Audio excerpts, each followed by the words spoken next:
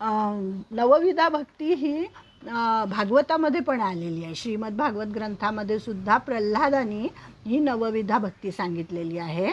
आणि इथे तुलसीदासांनी रामचरितमानसमध्ये नवविधा भक्ती सांगितलेली आहे की या अतिशय उच्च प्रतीची भक्ती आहे ही. आणि या भक्ती याच्यातली एक जरी भक्ती प्राप्त झाली तरी मनुष्य भगवंताला जाऊन मिळतो, म्हणजे त्याला मोक्ष मिळतो असं सांगितलेलं आहे. मग रामचरितमानसच्या अरण्यकांडामध्ये ही नवविधा भक्ती आलेली आहे. श्री रामरायाच्या मुखातून ती आलेली आहे. आणि जेव्हा रामराया वनामध्ये गेलेले होते तेव्हा कबंध राक्षसाचा वध त्यांनी केला, त्याला सद्गती दिली आणि मग ते शबरीच्या आश्रमात पोचले. शबरीची गोष्ट आपण मागच्या वेळेस पाहिली होती. तर ती जी शबरी आहे ती त्या आश्रमामध्ये रामरायाची वाट पाहत बसलेली असते. मतंग ऋषींचा तो आश्रम असतो आणि ही संन्यासिनी झालेली शबरी तिथे तपश्चर्या करत असते की कधीतरी माझे राम येतील आणि मला भेटतील. आणि मग जेव्हा रामराया तिथे येतात तेव्हा त्यांना पाहून अतिशय धन्य होते ती. आणि मग त्यांच्या स्वरूपाचं वर्णन करते. त्यांचं ते कमलनयन असलेलं मुख, अजानुबाहू, मस्तकावर दिव्य मुकुट, हृदयावर वनमाला धारण केलेली अशा या श्रीरामांना पाहून पुलकित झालेल्या शबरीने त्यांच्या चरणांना मिठी घातली आणि तिच्या डोळ्यातून घळाघळा अश्रू यायला लागले. मुखातून शब्द फुटेना. तिच्या शुद्ध भावनातून जणू वात्सल्य रसच प्रगट झाला होता. अत्यंत श्रद्धेने तिने रामांचे चरण धुतले, कारण ती अनेक वर्ष रामरायाची वाट बघत होती.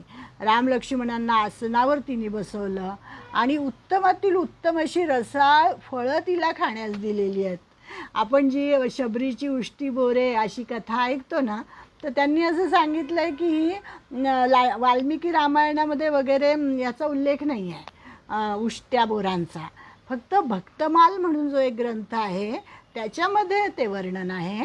बाकी ह्या कशामध्येच ते वर्णन नाही आहे की तिने अतिशय उत्तम जी तिला प्राप्त झाली ती फळं तिने राम आणि लक्ष्मणांपुढे ठेवलेली आहेत. आणि शबरी अत्यंत श्रद्धेने हात जोडून उभी राहिली आणि शेवटी भावना आवरून ती म्हणाली की प्रभो, मी आपली स्तुती कशी करू? मी तर अज्ञानी आहे आणि मी अधम जातीची आहे, मंदबुद्धीची स्त्री आहे. मला तुमची स्तुती करायची आहे पण माझ्याकडे तर शब्द नाही आहेत, मी काय करू? तर मग ते तिला म्हणतात, रामराया, हे भामिनी, माझे दिव्य वचन ऐक. मी केवळ भक्तीचा शुद्ध संबंध मानतो. त्या ठिकाणी तुझं कुळ कुठलं, तुझी जात कुठली, तू स्त्री आहे का पुरुष आहे, तू गरीब आहे का श्रीमंत आहे, हे काहीही मी बघत नाही. तर मी फक्त तुझी भक्ती बघतो. जात पात कुळ धर्म श्रेष्ठता धन बल कुटुंब गुण चातुर्य असे सर्व असूनही जर भक्तीच नसेल तर काहीही उपयोग नाही आहे. जसा जलाविण असलेला मेघ, त्या मेघाला काही अर्थच नाही की ज्याच्यामध्ये जल नाही आहे, तसं होतं म्हणे. त्यामुळे मी तुझ्याकडे भक्ती मात्र ओतप्रोत भरलेली आहे आणि त्या भक्तीला उलट माझाच नमस्कार आहे असं रामराया तिला म्हणतात.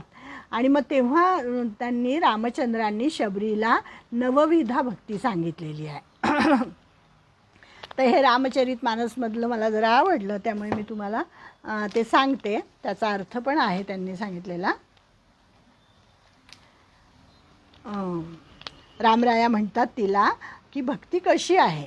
मानव एक भगती कर नाता, जाती पाती कुल धर्म बडाई, धनबल परिजन गुण चतुराई, भगतीहीन नर सोयी कैसा, बिनुजल बारिद देखई जैसा. म्हणजे बिना जलाचा मेघ तसं आहे म्हणे भक्तिविना माणूस. प्रथम भगती संतन कर संगा, दुसरी रती मम कथा प्रसंगा, गुरपद पंकज सेवा, तिसरी भगती अमान, चौथी भगती मम गुणगण, करई कपट तजिगान, मंत्र जाप मम दृढ विश्वासा, पंचम भजम सोबेद प्रकाशा, छटदम शील बिरती बहुकर्मा, निरत निरंतर सज्जन धर्मा. आपण ते हनुमान चालीसा म्हणतो ना, तसं आहे हे. सातव सम मोहि मम जग देखा, मोते संत अधिक करी लेखा, आठव जथा लाभ संतोषा सपनेहूनही देखई परदोषा. नवम सर हे बा, सपनेहूनही देखई परदोषा. स्वप्नातसुद्धा जो दुसऱ्याचे दोष बघत नाही असा असतो संत, अशी असते भक्ती असं ते म्हणतात. नवमहु एकौ जिनके होई नारी पुरुष सचराचर कोई. सोई अतिशय प्रिय भामिनी मोरे सकल प्रकार भगती दृढ तोरे. जोगी वृंद दुर्लभ गती जोई तो कहू आज सुलभ भई सोई. त्यांनी नवविधा भक्तीचा क्रम सांगितलेला आहे या ठिकाणी. तर त्यांनी सांगितलं आहे की संतांची संगती ही माझी प्रथम भक्ती आहे. संतांची संगती केली ना हिनी, कोणी शबरीनी मतंग ऋषींच्या आश्रमात राहिली, सतत सेवा करत राहिली आणि रामरायाची वाट पाहत राहिली. आणि ते पाहताना कायम तिच्या मुखामध्ये नाम होतं. म्हणजे संत संगती माझी पहिली भक्ती. त्याच्यानंतर कथाप्रसंगात गुणगायनात आत्यंतिक प्रेम असणे ही दुसरी भक्ती. कथा ऐकणं फार महत्त्वाचं आहे. त्यामुळे अभिमान आणि अहंकार रहित होऊन सद्गुरूंच्या चरणाची निर्मल सेवा ही तिसरी भक्ती. निष्कपट होऊन ईश्वराच्या लीलांचे गुणसंकीर्तन मांडणे ही चौथी भक्ती. माझ्या नामजपात दृढ विश्वास ही पाचवी भक्ती. हे सगळं शबरीकडे होतं म्हणून ते सांगतात आहे. वेदातही प्रसिद्ध आहे. इंद्रिय दमन करून वैराग्य धारण करून सज्जनांच्या धर्मात तत्पर राहणं ही सहावी भक्ती. सर्व जग माझ्यातच आहे व मला सर्व जगतात पाहणे. संतांना माझ्यापेक्षा श्रेष्ठ समजणे ही सातवी भक्ती. ईश्वर कृपेने जे लाभले त्यात संतोष मानणे आणि स्वप्नातही परदोष न पाहणे ही आठवी भक्ती. स्वभावातील सरलता, निष्कपटता, हृदयात माझ्याबद्दल पूर्ण श्रद्धा असणे, हर्ष व दीनता यांचा पूर्ण त्याग करणे ही नववी भक्ती आहे. आणि चराचरात या नवांपैकी एक भक्ती जरी धारण केली तरीसुद्धा माणसाचा उद्धार होतो. मग हे भामिनी मला अत्यंत प्रिय होतो, तुझ्यात तर ही नवविधा भक्ती दृढतम धारण केलेली आहे. ते म्हणतात की याच्यामधला एक भक्ती जरी कोणाकडे असली तरीसुद्धा तो भक्त मला प्रिय असतो. मग तुझ्याकडे तर ह्या 9च्या 9 भक्ती आहेत. त्यामुळे तू मला अतिशय प्रिय आहेस, तू धन्य आहेस आणि तू उत्तम भक्त आहेस असं ते शबरीला म्हणतात. तुलसीदासांनी अशा प्रकारे याचं वर्णन केलेलं आहे. त्याच्यानंतर आपल्याला भागवतातली भक्ती माहिती आहे, भागवत प्रणीत भक्ती, की त्याच्यामध्ये श्रवणम, कीर्तनम, विष्णुस्मरणम, अर्चनम, वंदनम, दास्यम, सख्यम, आत्मनिवेदनम अशी ही भक्ती आहे. आणि आपल्या नारद मुनींनी 11 प्रकारच्या आसक्ती सांगितलेल्या आहेत. त्याही एकदा मागे कधीतरी आपण पाहिल्या होत्या असंच भक्तीचं कीर्तन करताना, की 11 रूपासक्ती, वात्सल्यासक्ती, कांतासक्ती, तन्मयतासक्ती, परमविरहासक्ती, ह्या सगळ्या नवविधा भक्तीच्या जशा पायऱ्या आहेत तशाच ह्या आसक्ती म्हटलेलं आहे ह्याला. पण कुठली आसक्ती आहे ही? संसारातली आसक्ती नाही आहे, तर ही परमार्थातली आसक्ती आहे. वात्सल्यासक्ती, कांतासक्ती, छान आहे. तर असं सगळं हे भक्तीचं. मग भक्ती म्हणजे आपण श्लोक कुठला बघतोय की तो जो असतो ब्रह्मनिष्ठ त्याच्याकडे काय काय असतं, साधन कुठलं करतो तो, तर त्याच्यामध्ये ही भक्ती आलेली आहे. ब्रह्मभूत प्रसन्नात्मा न शोचती न कांक्षती समस्सर्वेषु भूतेषु मद्भक्ती लभते पराम. की त्याच्याकडे समभाव आहे आणि तो माझ्या पराभक्तीप्रत पोचलेला आहे. मग ही पराभक्ती म्हणजे काय ते आपण बघतोय. मग भक्तीच्या आराधनेचे 5 भाव आहेत. तुलसीदासांनीच सांगितलेलं आहे की ज्याप्रमाणे यमुना आणि सरस्वती गंगेत एकरूप होतात त्याचप्रमाणे भक्तीच्या पावनधारेमध्ये ज्ञान आणि कर्मही एकरूपच होऊन जातात. जेव्हा या अवस्थेला तो पोहोचतो ब्रह्मनिष्ठ, तेव्हा त्याला भक्ती वेगळी राहत नाही, कर्म वेगळं राहत नाही, ज्ञान वेगळं राहत नाही, सगळं काही त्याचं एकच होऊन जातं. आणि हे रामरायांनी लक्ष्मणाला सांगितलेलं आहे. लक्ष्मणा, भक्तांना सुख देणारी माझी भक्ती मला तात्काळ प्रसन्न करून घेते. भगवंताला भक्ती प्रिय आहे. आणि कारण भक्ती कशी आहे? स्वतंत्र आहे, कोणावर अवलंबून नाही आहे. मी माझी केव्हाही भक्ती करू शकते मला पाहिजे तेव्हा. भक्तीला दुसऱ्यांचा अवलंब करावा लागत नाही. ज्ञान विज्ञान हे मात्र भक्तीच्या अधीन आहेत. ज्ञानविज्ञानाला तरी भक्तीची गरज आहे, नाही तर ज्ञान हे कोरडं होतं, नुसतं शब्दांची बुडबुडे आणि बरंच काय काय सांगितलं आणि त्याला भक्तीचा लवलेशही नाही, भगवंताबद्दल मनामध्ये काही प्रेमही नाही, असं व्याख्यान जर आपण ऐकून आलो तर आपल्याला एक शब्दही कधी लक्षात राहत नाही. पण त्यातच जर अंतःकरणाचा ओलावा असेल, भक्ती असेल, प्रेम असेल, तर ते केलेलं प्रवचन कधी पण लक्षात राहतं. म्हणून त्यांनी सांगितलं की भक्ती कशी अनुपम आहे, भक्तीला उपमाच देता येत नाही, सुखाची राशी आहे. संत प्रसन्न झाले तर भक्तीचा लाभ तात्काळ होतो. संतांची सेवा करणं म्हणजेच भक्ती प्राप्त होते.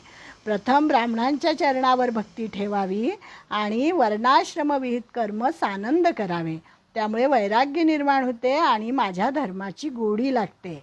हे स्वतः रामरायांनी लक्ष्मणाला सांगितलेलं आहे. श्रवण कीर्तन ह्या ज्या नवविधा भक्ती आहेत याच्यामुळे काय होतं, भक्ती अजून दृढ होते आणि माझ्या लीलांविषयीचे प्रेम तीव्र होते.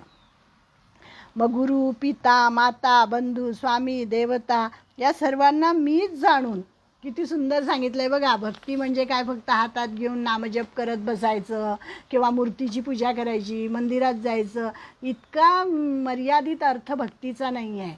भक्ती म्हणजे त्यांनी काय सांगितलं आहे की गुरु पिता माता बंधू स्वामी देवता या सर्वांना परमात्माच समजायचं.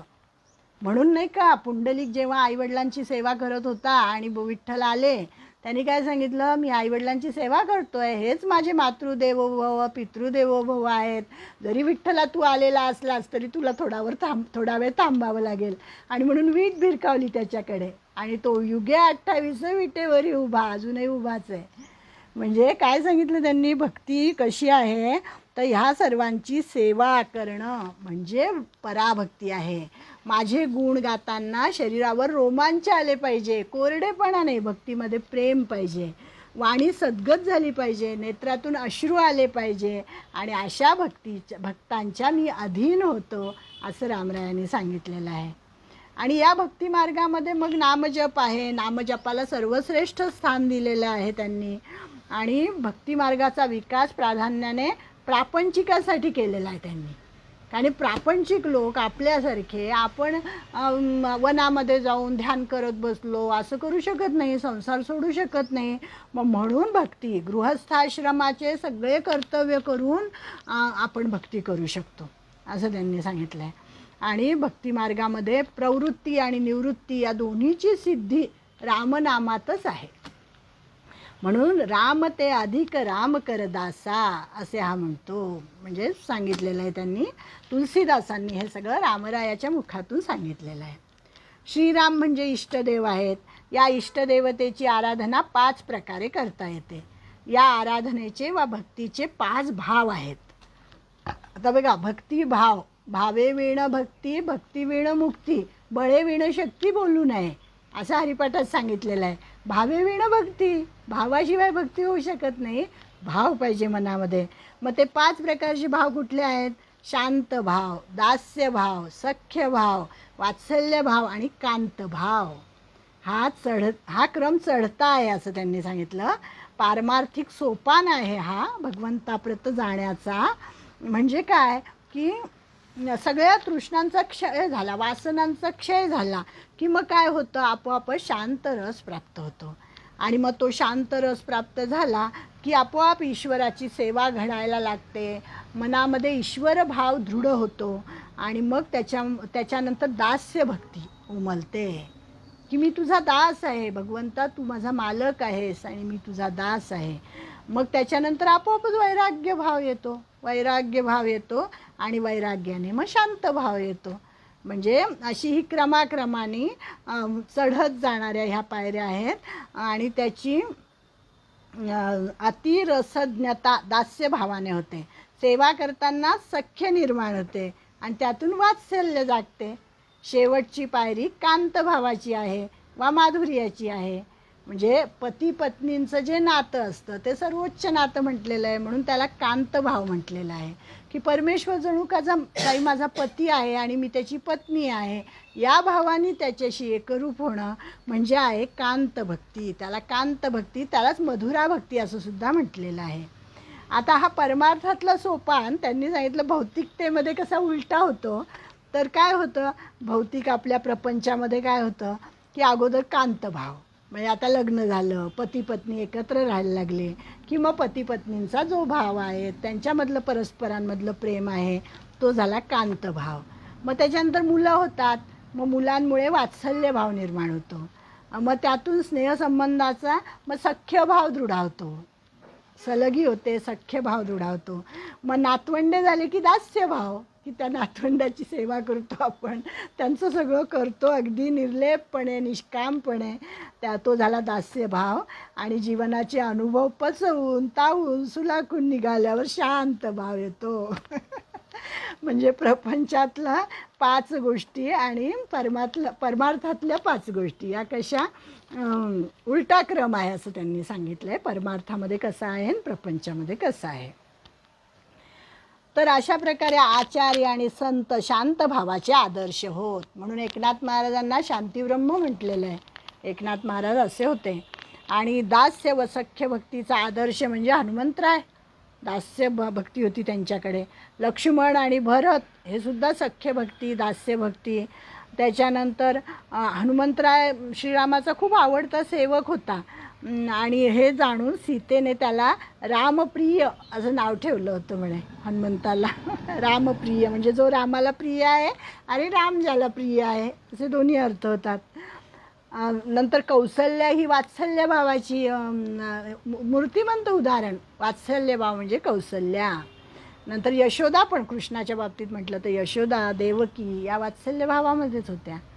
नंतर कांतभावासाठी सीता प्रसिद्ध आहे. कांतभाव, कांतभावामध्ये शृंगार रस नाही आहे, तर तिथे उज्ज्वल रस आणि मधुर रस आहे असं त्यांनी सांगितलेलं आहे. छान. आता भक्तीची 3 अंगे, हे भक्तीचे भाव पाहिले आपण. आता भक्तीची 3 अंगे काय आहेत, तर भक्ती कशी आहे, साधनरूप भक्ती आहे. त्याला आपल्या ज्ञानेश्वर माऊलींनी गौणी भक्ती असं म्हटलं आहे. आणि साध्यरूप भक्ती आहे एक, ती म्हणजे पराभक्ती जी आपण बघतोय. भक्तीसाठीच केलेली भक्ती, म्हणजे कशासाठी नाही, काही मिळावं म्हणून केलेली भक्ती नाही, तर भक्तीसाठीच केलेली भक्ती म्हणजे पराभक्ती आहे. आणि तिसरी आहे ती आहे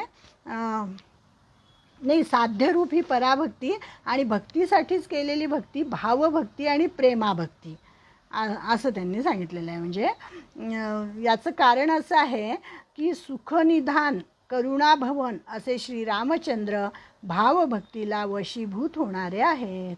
म्हणजे हे रामचरित मानसमधलं असल्यामुळे त्यांची प्रधान देवता ही राम होती, श्रीराम होते, आणि म्हणून मग श्रीरामांबद्दल त्यांनी या ठिकाणी लिहिलेलं आहे. तर अशी भक्तीची 3 प्रधान अंगे, साधन भक्ती, नंतर भावभक्ती आणि रामचरणावर अनन्य प्रीती, श्रद्धा, भक्ती व निष्ठा म्हणजे प्रेमभक्ती आहे. नवविधा भक्तीमध्ये हे 3 प्रकार येतात. आणि श्रवणापासून वंदनापर्यंतची भक्ती साधन भक्ती असते, आणि पुढील 3 पायऱ्या या साध्य भक्तीच्या आहेत असं